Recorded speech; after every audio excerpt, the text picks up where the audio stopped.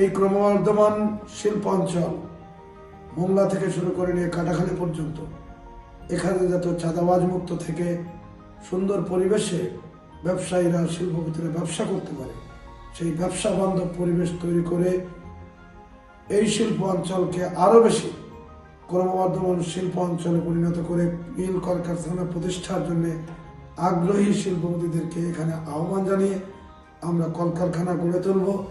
বেকারদের অবশ্যই কর্মসংস্থানের ব্যবস্থা হবে। শহীদ জিয়া অমর হোক, খালেদা জিয়া জিন্দাবাদ।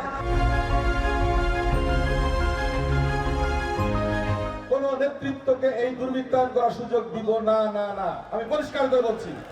সুতরাং আমার প্রথম দায়িত্ব হবে এই জনপদের মানুষের নিরাপত্তা নিশ্চিত করা, সকল জনপদের নিরাপত্তা নিশ্চিত করতে হবে।